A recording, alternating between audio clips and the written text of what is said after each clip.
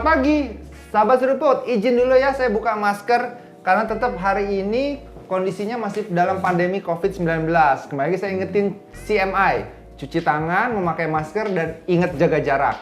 Dengan kita dapat menjaga kesehatan kita, maka kita dapat menjaga lingkungan kita, orang-orang yang kita kasih, dan tempat kerja kita. Benar apa benar? Iya, kali ini Ngopi Seru kedatangan salah satu bintang tamu spesial. Seorang bintang tamu pejuang di bidang hukum. Seorang, ya dari dulu apakah memang dari lahir sudah ditakdirkan menjadi aktivis? Nah kita ntar gali, ya kan? 2-3 bulan terakhir lah, beliau ini memenuhi lini masa media sosial. Kasus yang sedang beliau tangani. Mau tahu siapa beliau? Kembali lagi saya ingetin, lihat yang di bawah sini. Oke, subscribe YouTube channel Rio Christian. Kemudian ditunggu like dan komennya untuk setiap episode yang tayang. Kemudian kalau ada episode yang menurut sahabat seruput sangat menginspirasi, bermanfaat untuk banyak orang, please share. Sehingga semakin banyak anak muda Indonesia mendapatkan insight pencerahan dan kedepannya kehidupannya akan menjadi lebih baik. Ya, tamu kita kali ini adalah Bli Gendo Enswardana. Jeng. Promosi langsung. Oke. Bli, saya nggak kena COVID, Bli. Jadi boleh dibuka maskernya, Bli. Awas, jadi Superman. Bli, di acara Ngopi Seru itu Bli Gendo ada ritualnya. Ya. Itu kalau nggak ngopi seru, kalau nggak ada tos ngopi, ya nggak akan terjadi kita roasting Bli Gendo untuk ngopi seru. Oke. Tos ngopi dulu kita, Bli. Sehat selalu, Bli Gendo. Thank you. Ini kopi-kopian bener apa enggak nih? Nah, beneran. Belum ada yang endorse, Bli. Jadi kopinya nggak usah kita sebut mereknya. Oh gitu ya. Iya, sahabat seruput. Kalau kali ini coba lihat penampilan baju saya, ya kan? Udah cocok nggak kalau untuk menjadi seorang pengacara atau lawyer? Cocok nggak, Bli? Apa tetap bankers? Baju doang nih. Masih kalah sama Hotman Paris. Oh, kalah. Waduh, yang begini-begini ya. Begini. Yang tangan dia berat 1 kilo. Oh. Iya, sahabat seruput. Jadi beliau ini ya kan salah satu bagian juga ternyata dari hidup saya kan. Jadi waktu dulu saya kuliah ngambil Fakultas Hukum. Jadi waktu semester awal tuh di Udayana kenal sama beliau. Udah lama ya? Udah lama banget ya. Dari zaman Ya? kamu kurus Ini belel. Ini yang ngajarin saya demo nih ya kan. Tapi untungnya dulu saya nggak terlalu parah demonya ya kan. Ngajarin diskusi bedah buku. Frontier masih ada nggak? Masih hidup. Oh masih hidup. Tapi kayaknya mau mati juga. Nah itu salah satu organisasi sahabat seruput. Kalau kalian anak hukum Fakultas Udayana pasti tahu tuh yang tadi kita sebut yang namanya Frontier. Bli Gendo. Kita mau gali nih. Seorang Gendo ini udah terkenal banget dari zaman dulu ya kan. Pokoknya ada sesuatu yang berkaitan dengan kehidupan sosial, rusuh. Langsung gitu. Rusuh ya kan. Nah, sampai pokoknya ada sesuatu aja hajar, lawan. Sampai pernah ya dapat pembelajaran hidup. Dapat 6 bulan ya. Gara-gara bakar poster doang kan. Nah sebenarnya itu sebenarnya kan bukan lambang negara ya, atau yang bener lambang negara. Kita bercanda SBY serius. Oh ya, SBY-nya serius apa Kapolda yang dulu? Mereka berdua serius, kita bercanda. Iya. Nah, apa sih yang melatar belakangnya sampai hari ini tuh jiwanya kan biasanya aktif itu mahasiswa aja. Kok tetap tidak merubah sampai sehari ini seorang Gendo itu tetap aktivis gitu? Ya aktivis itu kan sebetulnya nggak pernah kenal umur ya, status Oke. gitu. Itu kan cuman pelabelan aja. Aktivis ya mahasiswa, karena sebetulnya mahasiswa, kenapa mahasiswa? Karena mahasiswa yang paling banyak punya waktu gitu. Paling banyak punya waktu, bebannya paling sedikit, kemudian masih dibayarin gitu. Sama orang tua. Orang tua, jadi masih relatif waktunya masih banyak. Terus perkuliahan kan beda dengan SMA, jadi waktu mereka bisa atur sendiri, ada yang biayain, kemudian sehingga aktivismenya berkembang gitu.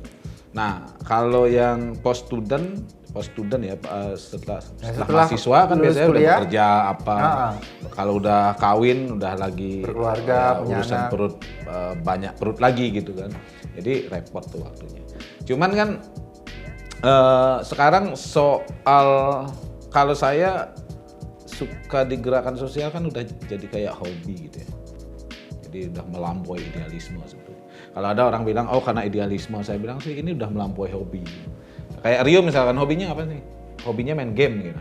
Nah kalau hobinya main game, kamu untuk beli alat game itu punya uang banyak juga kamu bisa keluarin tuh untuk main game, untuk beli alat game. Jadi kayak gitu loh. Karena hobinya digerakkan gitu ya. Jadi udah dipergerakan. apa aja kita nih gunakan untuk gerakan gitu. Karena itu udah semacam menjadi hobi, passion. Berarti panggilan. Iya, saya menyebutnya lebih sederhana hobi karena walaupun kadang orang bilang kan, wah hobi itu kan kayak nggak ada manfaat. Justru itu yang keliru. Maksudnya begini, ketika dia udah menjadi semacam hobi, maka dia sudah menjadi jadi kesenangan hidup. Nah kalau dia udah kesenangan hidup itu, kita udah hendak berpikir soal manfaat sebetulnya. Tapi apa batin yang udah apa ya terpenuhi gitu kok. Ada kepuasan batin di situ. Ada kepuasan batin di situ. Hobi kan orang di situ sebetulnya. Jadi punya apa aja. Kalau saya misalnya punya tabungan itu dibanding dipakai untuk beli apa itu lebih baik saya pakai untuk gerakan gitu. Membiayai pergerakan. Membiayai gerakan. Jadi udah kayak semacam hobi gitu. Makanya saya bilang karena hari ini kalau kita ngomongin kenapa sih masih bertahan di gerakan? Karena idealisme gitu. Bener. Orang nggak percaya, Bro. Zaman gini dia paling perut juga paling urusannya perut. Nanti juga kalau udah naik juga nanti urusannya duit gitu. Kalau saya bilang sekarang sederhana. Karena dulu saya pernah bilang tuh karena idealisme, karena prinsip orang nggak percaya udah. Zaman sekarang nggak ada orang yang idealis. Saya bilang hobi aja. Nah, kalau ngomong gitu, dulu tuh kuliah teknik. Teknik. Oke. Terus sempat Arsitek. mahasiswa abadi ya kan lama, pindah ke hukum. Akhirnya lulus ya, untung lulus ya lama. Berapa tahun tuh? Syukur. 14 tahun. Enggak. Lama total semua. Oh iya, 14 tahun. Gila ya. 28 semester lah. Bukan 14, 28 semester. Udah profesor tuh harusnya ya kan. Udah melewati 4 rektor. Nah itu akhirnya sempat dulu pikir biasa seorang aktivis kan ya itu tadi kuliahnya telat, ya kan ujungnya akhirnya untung lulus kan banyak juga beberapa yang enggak, tapi kemudian akhirnya pada saat masuk ke dunia kerja segala macam lupa, atau ya tadi bilang dia mungkin hobinya bukan itu hari itu, ya kan, terus sekarang setelah lulus jadi hukum ternyata dulu tuh gua kira ya kan ini lagi membangun investasi sosial nih, nanti ujung-ujungnya kan jadi anggota DPRD, paling ujung larinya ke politik, tapi ternyata kaget juga, wih udah punya masa banyak kok tetap masih sampai hari ini ya kan di bidang litigasi, di bidang hukum, kok mau akhirnya jadi pengacara beliau waktu itu? Ya kesana aja sebetulnya ya apa? Ini bagian juga dari melawan pelabelan terhadap aktivis gitu. Jadi banyak sekali memang ya kesalahannya para aktivis juga sebetulnya. Termasuk aktivis 98. Dulu kan waktu gerak 98 mau nurunin Orde Baru, Soeharto Orde Baru gitu kan gayanya udah wah kita harus koreksi angkatan 60-an, Angkatan Tanjung, Kosmas Batubara, CS. Kita nggak boleh meniru mereka sampai pola geraknya pun diubah gitu. Yang dari dulu ada pimpinan kemudian diubah menjadi kolektif gitu, gaya sampai disebut luk-lukan gitu. 98 begitu loh. Karena mau menjadi antitesis gerakan 60.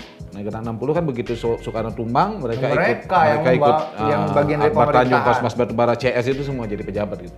Nah, 98 sebenarnya menjadi antitesis gitu. Tapi kan ternyata parah nih. Hari ini juga sama parahnya gitu. Makanya pengulangan kan sejarah terulang lagi. Oke. Saya mungkin salah satu orang yang pertama yang berpikir bukan pertama ya, yang berpikir bahwa harus ada orang yang bisa untuk meng-counter pelabelan itu. Artinya tidak semua orang begitu, tidak semua orang aktivis 98 itu masuk politik lalu mengulangi lagi perilaku angkat 60-an yang dulu dikritik. Dan saya melakukan itu sebetulnya sebagai satu counter bahwa banyak juga yang masih tersisa, aktivis-aktivis yang masih tersisa gitu, bahwa banyak yang kemudian masuk ke ruang politik dan mengulangi perilaku yang sama itu soal lain. Tapi begini, yang pertama harus dipahami dulu gini, kalau mau jadi aktivis, kalau jadi aktivis mahasiswa dulu sebetulnya orang sebetulnya bebas aja, mau menjadi apa aja bebas dong. Mau jadi politisi, mau jadi pejabat, mau jadi bankir, mau jadi pengacara, apa aja bebas tuh. Yang tidak boleh ditinggalkan adalah nilai-nilai. Dan itu yang saya sering katakan ke teman-teman, itu yang sering saya katakan ke kawan-kawan, kepada junior-junior gitu. Kamu boleh jadi apapun. Maksudnya kamu boleh mau jadi bupati boleh, mau jadi DPR boleh. Gak haram tuh, masuk politik gak haram tuh gitu. Apalagi basicmu aktivis yang ada di pergulatan politik. Atau tetap mau jadi aktivis gak apa-apa, mau jadi profesi apapun. dosen, bankir apa boleh. Cuman satu yang nggak boleh ditinggalkan. Nilai-nilai Nilai-nilai yang pernah diperjuangkan. pada saat menjadi aktivis. Nilai-nilai yang pernah diperjuangkan itu kan yang nggak boleh ditinggalkan. Nah, kalau kamu jadi bankir minimal gitu ya, kemudian tidak melakukan misalkan kayak Rio gitu, tidak menjadi Bank Ramasita gitu. Bank Ramah di awal, di akhir nyita. Gitu. Ada kalau jadi pengacara, nggak jadi pengacara yang kemudian asal orientasi uang, terus nasib orang terserah gitu, atau bahkan main dua kaki gitu. Atau kalau jadi politisi nggak jadi penjahat gitu, penjahat politik yang seperti yang banyak dilakukan oleh elit-elit yang kita lawan. Nilai yang pernah diperjuangkan itu bisa Itu dibawa yang tetap kemana harus dibawa. saja. Nggak harus jadi aktivis sih sebetulnya. Nilai itu kan bisa diperjuangkan lewat bidang masing-masing. Nah itu yang kemudian membarikade saya sebetulnya, membarikade saya sehingga saya memilih sudah apa sih yang Jadi pengacara. Awalnya saya baru tertarik pengacara 2010-an sebetulnya, setelah saya agak bosan di dunia LSM gitu ya. Awalnya kita mahasiswa, kan? kemudian di Walhi. Saya bosan di eksekutifnya gitu. Akhirnya saya sekarang masih di Walhi, di board di Dewan Nasionalnya. 5 orang Dewan Nasional Walhi. Saya salah satunya, masih sampai sekarang. Tapi di operasionalnya saya udah capek. pegang. Nah, akhirnya udah 2010, udahlah pengacara aja gitu. Menurut saya satu profesi yang masih bisa Untuk menjaga menjalankan, nilai-nilai seorang gendo. Menjaga nilai-nilai bisa di mana saja, tapi agak kena dengan passion saya. Iya. Advokasinya ada gitu. Benar. Kalau di dunia yang lain mungkin nggak dapat, advokasinya nggak dapat ya. Nggak dapat. Dalam bekerja tapi mengadvokasi itu nggak dapat. Nah, agak terbatas. Kalau pengacara kan agak longgar gitu. Kalau ngomong pengacara, Betul. oke, kalau ngomong akhirnya itu yang membawa seorang gendo jadi seorang pengacara, ya kan? Bidang advokasi. Tetapi kalau ngomong nilai-nilai juga terkenal seorang gendo tuh nggak pernah mau nanganin bidang korupsi, Korupsi nggak. narkoba, Nggak. ya kan? Kan duitnya banyak. di Bandar sana. nggak bandar. Kan Kalau duitnya korban nggak banyak. Banyak, tapi kan lebih banyak. Tapi bidang-bidang yang memang benar-benar kalau yang aku lihat dari luar, koreksi kalau salah. Tapi yang adalah untuk membantu orang-orang yang lemah secara kondisi posisi keuangan, ekonomi, sosialnya. Kok larinya ke sana? Nggak tertarik.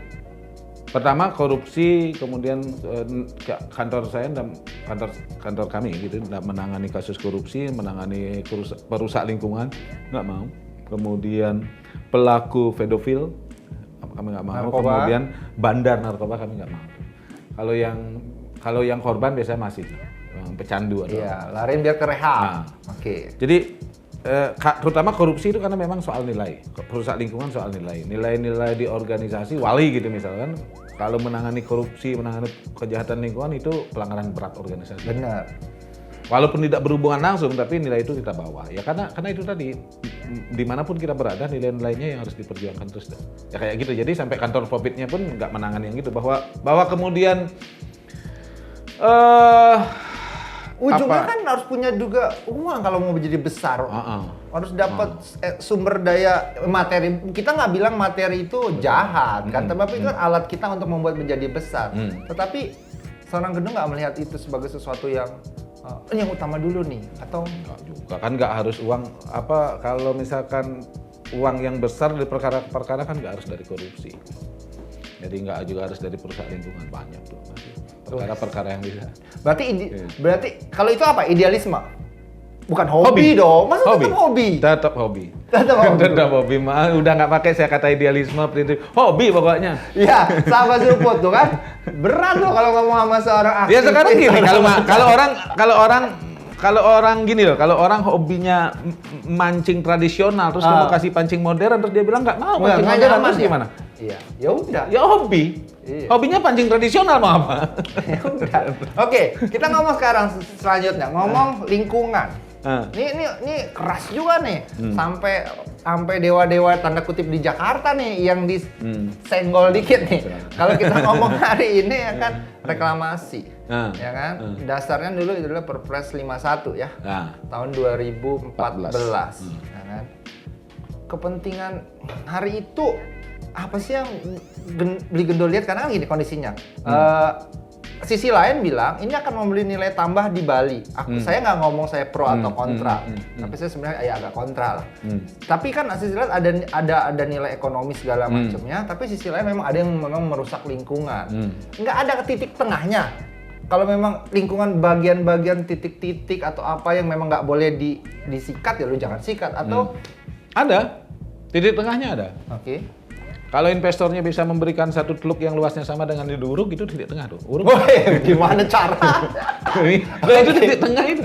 Artinya teluk itu titik krusial. tengah. Krusial dong, krusial. Pertama manusia nggak bisa menciptakan teluk. Yes.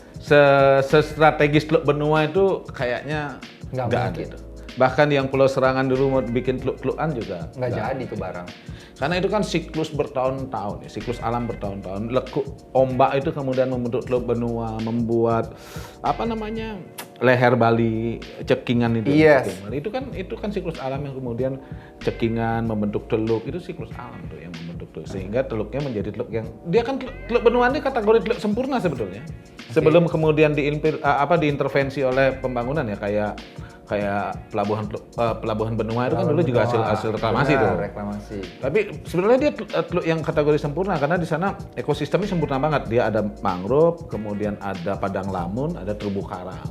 Benar. Nah, intervensi manusia menyebabkan dia berkurang kesempurnaannya. Tapi kalau dicari ya di Indonesia susah tuh mencari satu teluk Yang seperti itu, yang kondisi alamnya. pasang surut. Dia pasang surut kan? Benar. Pasang surut selama 24 jam itu dia pasang surut 8 jam, pasang 4 jam gitu. Dia kayak begitu pasang, diplasing, dicuci, buang lagi, kemudian tersisa biota lautnya, tersisa ikan apa segala macam, nelayan tinggal pungut-pungut tuh.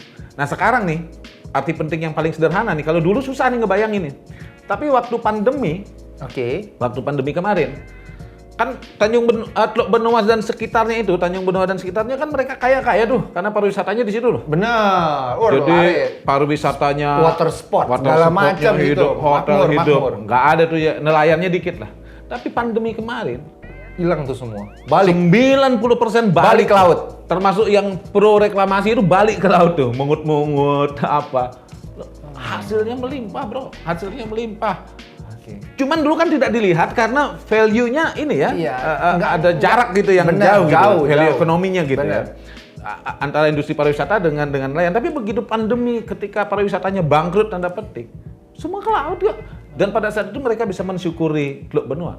Kita nggak usah berbicara sisi yang jauh bagaimana Teluk Benua menjadi penyangga Bali, bagaimana dia sebetulnya menjaga cekingan Bali gitu ya. Belum kita bicara soal titik suci dan nilai kesucian dalam konteks kosmologi Bali. Kita bicara sederhana saja. Secara ekonomi kalau tadi dibilang itu kan menguntungkan. Benar. Saya cuma mau membayangkan begini. Ini pandemi ini sekarang. Anggap di situ sudah ada pulau-pulau, udah ada hotel-hotel loh. Kosong. Terus pandemi kosong. Gua ngerti maksudnya. Kosong. Terus? Kosong. Mati semua. Ya udah, kemana mereka? Mau ke laut kan udah nggak bisa. laut Udah jadi susah. pulau-pulau ikan-ikan. Mau ke teluk udah rusak. jadi pulau. Biotanya udah rusak, hilang. biotanya hilang. Ekosistemnya udah rusak. Nggak ada lagi tuh yang sekarang kan gini. Begitu dia surut, nelayan tuh tinggal pungut-pungut loh. Teluk Benua tuh keistimewaannya kan gitu. Serius? Iya loh, serius. Itu namanya ada tradisi Meka Karang. Oke. Meka Karang itu nelayan pungut tuh. Makanya begini, dia siklusnya 4 jam pasang, 8 jam surut, 4 jam pasang, 8 jam surut. Benar. Saat surut nih, dia tuh kayak lapangan tuh, hamparan lapangan. Karena dangkal Teluk Benua itu. Benar. Lapangan tuh, makanya dia nggak indah kelihatan. Karena dangkal tuh. Jadi orang bisa main bola gitu, bisa jalan kaki. Tapi bukan sedimentasi, bukan pendangkalan, memang begitu dia. Nah, begitu pasang, air laut masuk tuh dari mulut kapal keluar masuk kapal ke Pelabuhan Benua. Air Itu bawa ikan tuh. air laut masuk, bawa ikan tuh. Set, dicuci tuh. Kan ada 5 sungai tuh masuk ke sana, kotoran masuk ke sana dicuci tuh. Set, buang. 4 jam surut. Nah, ikan Ketinggalan udang, di sana. ketinggalan tuh. Ketinggalan tuh.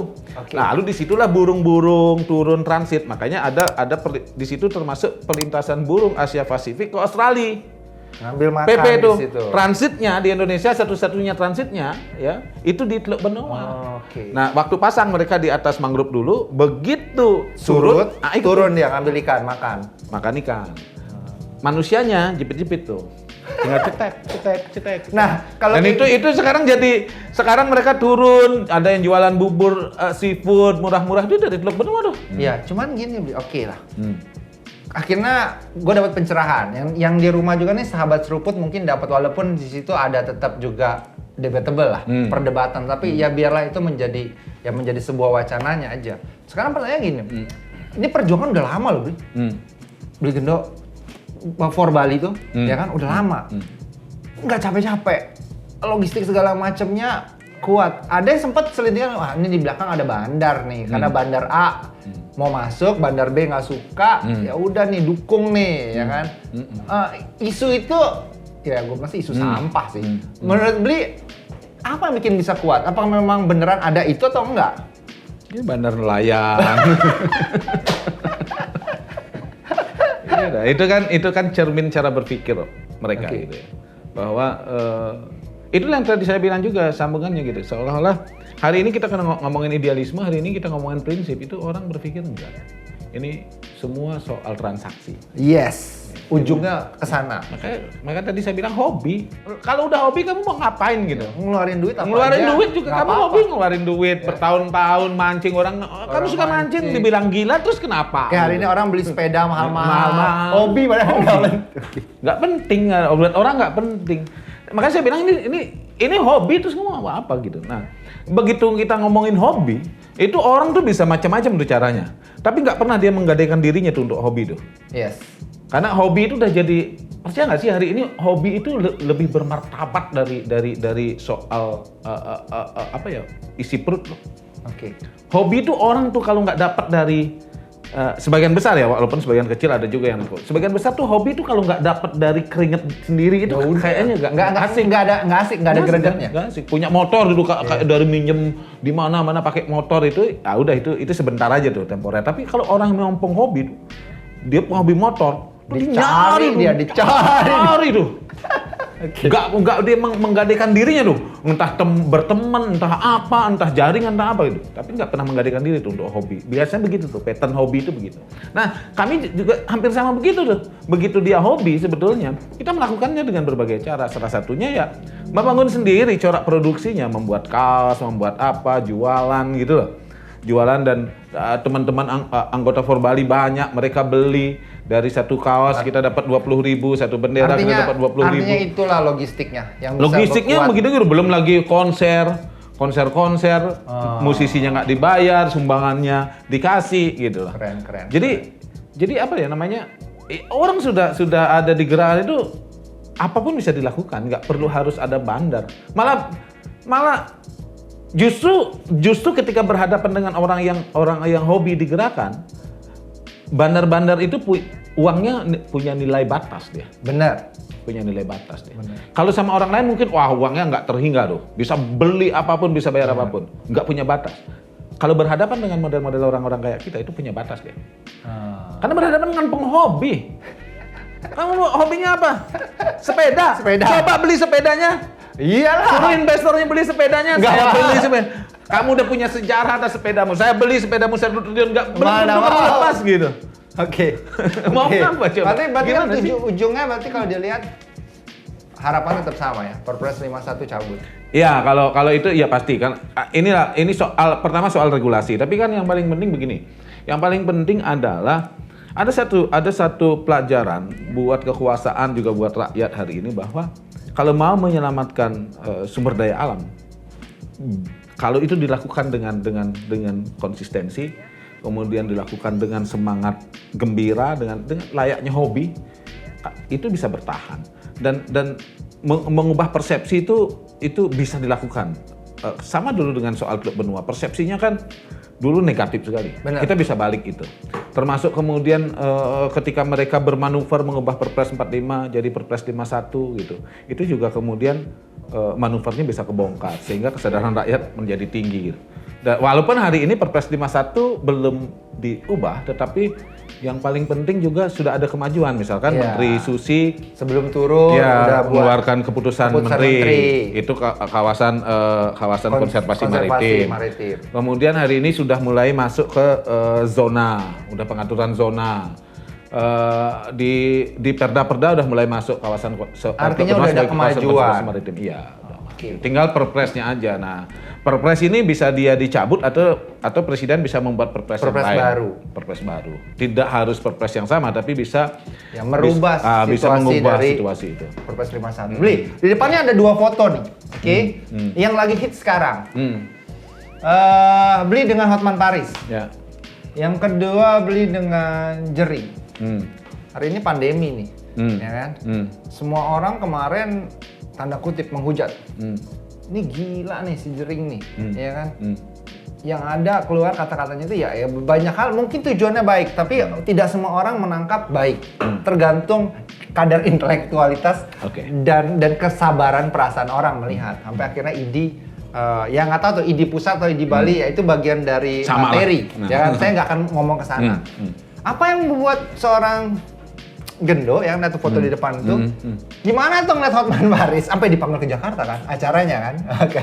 Ya kan Hotman Paris kan orang yang unik dia, orang yang unik memang gitu. Dan menurut saya sih orang yang apa ya sedang juga mengalami satu transisi gitu ya. Mungkin sejak Kopi Joninya send off sosialnya udah nggak bisa dia bantu orang, betul. Mulai itu kayaknya begitu tuh Bang Hotman tuh gitu. Nah. Kalau saya mulai anu sama Bang Hotman tuh kan waktu kita ada dalam satu penanganan case gitu ya. Yang kita debat seru di situ. Ya, saling hajar kasus gitu dalam sebelumnya kan. Kasus sebelumnya. Gue tahu kasus itu oke. Saling Jadi hajar. udah kenal sebenarnya. Nah, di situ yang mulai kenal terus begitu kasus Jering dia kan orang yang apa ya? Orang yang di awal tuh menghujat Jering tuh. Iya, betul. Menurut ya nggak soal. Setelah ketemu akhirnya tahu. Nggak juga, dia nggak ketemu Jering dong. Dia nggak ketemu Jering. Dengan Beli kan ketemu akhirnya. Beli iya ketemu tapi nggak juga. Nggak juga. Saya dampingin Jering nggak pakai masker ke Polda jadi masih ngomel-ngomel. Dia memang tukang ngomel ya. Nah, ngomel-ngomel di Instagramnya tuh. Pertanyaan-pertanyaan kritisnya keluar. Tapi menurut saya itu masih biasa aja emang. Wajar. Ya orang beda persepsi, beda pendapat. Bang Hotman tayangannya Amerika terus tuh. Itu TV Amerika terus tuh. Lihat di Amerika kata dia begini gitu. Nah, sementara misalkan saya dan Jering referensinya walaupun TV Amerika tapi bukan TV yang mainstream gitu atau sumber yang mainstream gitu. Sehingga ya tapi sah-sah aja. Dia menghujat dia cenderung menghujat kita Jering misalkan enggak soal. Tetapi bagusnya kan ketika Jering dikenakan pasal 28 ya undang-undang ITE yang kemarin, dia bereaksi tuh. Intinya begini, dia tidak sepakat dengan pendapat Jering. Berbeda pendapat dengan Jering pada soal protokol kesehatan, pada soal yang apa-apa gitu. Tetapi dia menempatkan diri bahwa pasal undang-undang ITE itu nggak pas. Itu nggak tepat digunakan untuk seorang Jering gitu misalkan, sehingga dia melakukan standingnya di situ tuh, mensupportnya di situ dengan membawa ke acara dia gitu. Iya. Nah, dia kontak-kontak, ayo ke Jakarta kita ini. Saya bilang ya udahlah. Terus itu karena itu bagian dari juga pencerahan publik kan. Iya. Standing orang berbeda pendapat boleh, tapi tidak seharusnya berbeda pendapat memenjarakan orang. Gitu. Setuju. Nah, akhirnya itu yang menjadi latar belakang seorang Gendo membantu sebagai penasihat hukum Jering. Pertanyaannya kan emang Jering salahnya apa sih? Ya kan begini, dalam konteks pandemi gitu. Jering banyak ngomong narasi yang berbeda itu dengan Satgas. Saya bilang dengan Satgas. Ya. Benar. Satuan Gugus Tugas tuh. Dia banyak berbeda. Terus salahnya apa? Kalau misalkannya dia salah, kenapa presiden nggak salah? Pada saat apa? Menteri Kesehatan bilang nggak usah pakai masker. Presiden ngomong apa? Virus ini nggak perlu ditakutkan. Nggak perlu takut kan katanya. Di awal ya, dia belum tahu iya. Loh, di awal? Iya. Pertanyaan saya, ada nggak klarifikasi? Enggak. Pendapat Menkes juga. Oke. Saya mau masa begini, itu kan pembenaran nih. Oke. Itu pendapat di awal. Saya tanya balik nih. Ada nggak klarifikasi dari Pak Jokowi atas pendapat awalnya? Enggak. Nggak ada. Terus yang dipakai yang pendapat mana? Oke. Pendapat awal dong. Iya. Lah Jering kan sama dengan Jokowi. Terus kenapa dia salah? Oke. Terus Pak Terawan Kemenkes. Masker untuk yang sehat aja. Iya. Ada nggak klarifikasi sampai sekarang? Nggak ada. Terus kenapa Jering yang salah? Kenapa Menkes nggak? Kalau nggak ada klarifikasi berarti pendapatnya masih benar dong sampai sekarang. Lalu kenapa Jering yang salah? Ini contoh aja nih. Atau waktu ada berita bahwa obat apa malaria apa namanya? Saya lupa Rovin gitu apa saya agak lupa. Nanti bisa di-searching. Ada tuh obat yang dulu untuk obat malaria dan kemudian dikatakan itu Bisa bagus untuk penanganan COVID.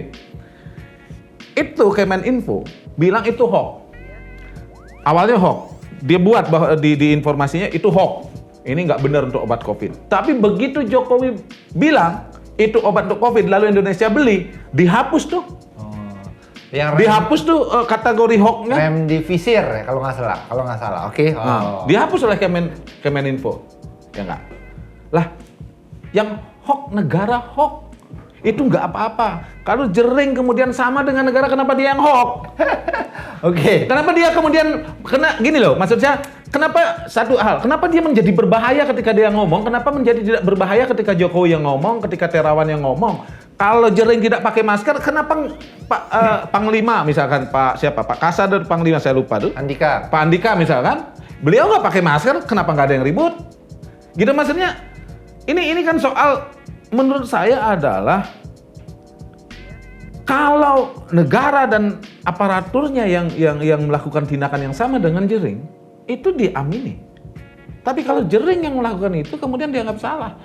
Dan diserbu banyak orang. Kenapa ya? Karena dia relasinya paling lemah gitu loh. Nah, tapi kan gini Bli. Ya. Berisik paling lemah gitu kan. Iya, tapi kan tanda kutip kata kacung idi. Oke, kan itu kan sebenarnya ujungnya kan, karena kan golongan ya. Memang di awal tuh nggak ada mediasi dulu. Ya ketemu lah. Ini maksudnya apa? Artinya hajar langsung loh dari sisi sana. Saya pernah ketemu ketua ID Bali, dia ketemu sekali sama ketua ID Bali. Beliau sih bagus menerimanya, Pak Suteja bagus menerimanya, cuman dia bilang, jangan suruh saya nyabut laporan, begitu kata beliau kan. Kalau saya maafin sih maafin, tapi jangan suruh nyabut laporan gitu. Ya, sama aja dong. Oke. Ya sudah gitu. Ya, maksudnya saya selalu begitu. Kalau misalkan kita makanya saya sudah tanya. Letak kesalahan Jering di mana? Oh, dia membuat dia menyatakan narasi yang berbeda dengan pemerintah. Kalau ditelusuri sama kok narasinya dengan Jokowi. Tapi hanya redaksional kata yang dibawa seorang halus Jering. atau tidak. Nah, Hotman aja emang nggak kurang kasarnya Hotman kadang-kadang. Hah? Coba nggak kurang kasarnya. Kan ini bukan soal, makanya salahnya di mana? Kalau dia dianggap mengganggu, kenapa yang lain nggak dianggap mengganggu? Terus anggaplah begini. Kalaupun kemudian ternyata dia beda nih, tidak sesuai tidak ngikutin Pak Jokowi, tidak ngikutin Pak Terawan gitu. Dia ngomong berbeda nih narasinya dengan pemerintah. Terus salahnya apa? Kalau seorang Jering dianggap mengganggu dengan narasi yang berbeda soal pengelolaan COVID, padahal dia memakai referensi juga, referensinya bisa dipertanggungjawabkan, lalu itu dianggap mengganggu, saya mau tanya, sehebat itukah Jering di hadapan negara? Negara ini punya perangkat loh. Iya. Jering itu nggak punya apa-apa, kecuali Rumble sama Twice Bar, sebagai teman-temannya dan fans. Fansnya berapa sih dibandingin rakyat ini? Oke. Lah, Satgas itu dikasih berapa triliun duit. Kalau itu tidak bisa mempertahankan argumentasi mereka, berarti mereka lemah dalam memahami situasi sosial dan Jering mewakili itu, kan itu jadinya dong. Nah, lo kok terganggu gitu. Terus akhirnya putusan 1 tahun 2 bulan. Ya kan? Ya pasti pihak Beli pasti harapannya adalah ya dari 1 tahun 2 bulan nih kasusnya dengan ID ya. Iya, dengan 1 tahun 2. Harusnya kan bebas ya kan. Kasusnya dengan ID. Kalau tadi pembicaraan dari pemikiran insight dari Beli Gendo, ya harusnya dia bebas, tapi ya sudah akhirnya kena kan. Kedepannya ya saya nggak tahu nih mau banding atau enggak.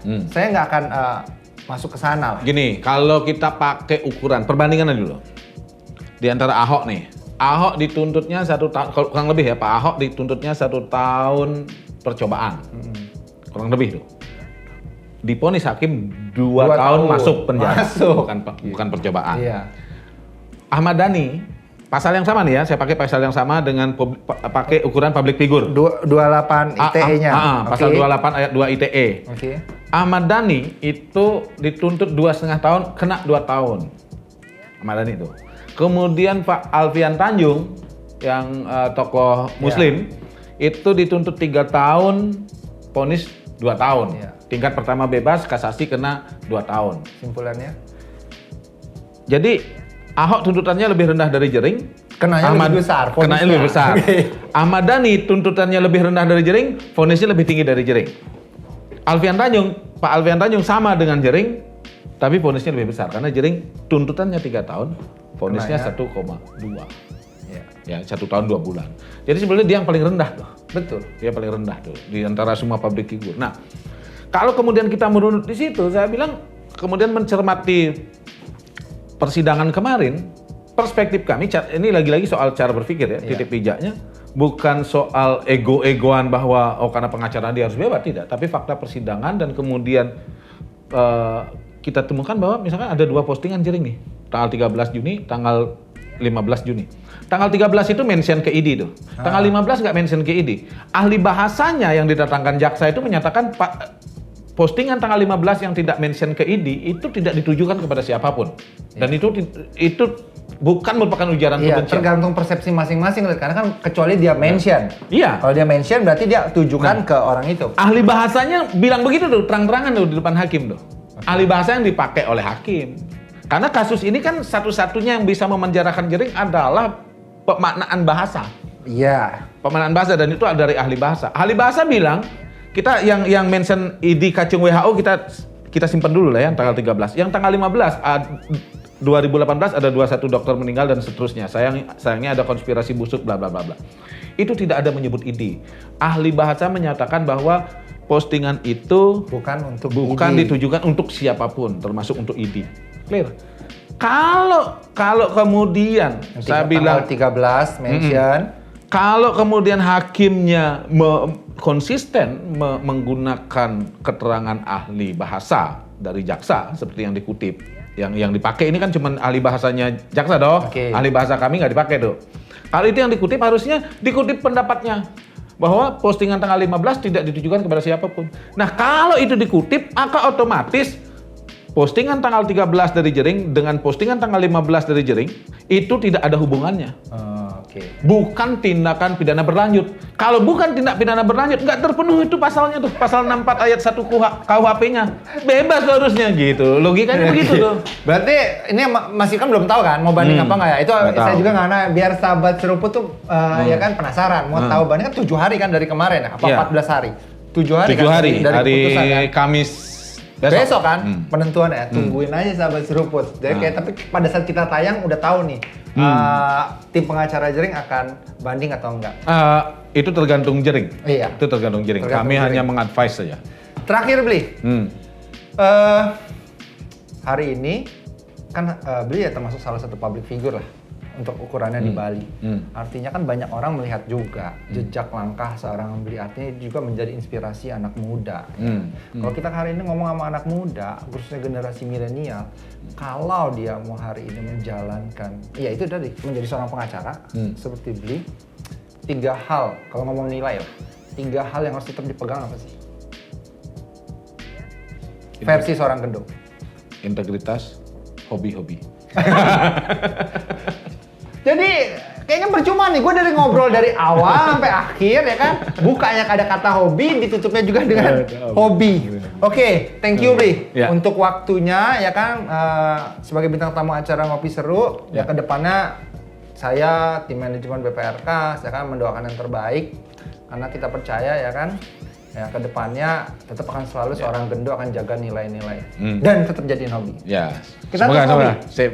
Good luck selalu ya. Sip. Ya, demikian sahabat seruput. Episode Ngopi Seru bersama Bli Gendo. Semoga ada sesuatu yang bermanfaat yang bisa diambil sahabat seruput. Sesuatu yang nggak bagus segala macam itu dikembalikan ke masing-masing karena itu adalah persepsi dari setiap orang yang nonton acara ini. Saya tidak menggiring orang untuk pro Jering, saya juga tidak menggiring orang untuk anti Jering. Kalau tadi kita ngomong tentang case, tapi saya melihat dari sudut seorang pengacara, yaitu tiap orang pengacara yaitu tadi panggilannya harus membela segala sesuatu yang menurut dia memang ada sesuatu yang benar itu harus dimunculkan walaupun kadang ya itu dah putusan ada di tangan hakim. Oke, sampai jumpa di acara Ngopi Seru selanjutnya dengan bintang tamu yang lain juga yang pasti menginspirasi sahabat seruput. Sampai jumpa, Bli. Yuk, thank you ya. Bye. Yuk, saya mau gini-gini nggak bawa cincin. Oke, bye. Bye.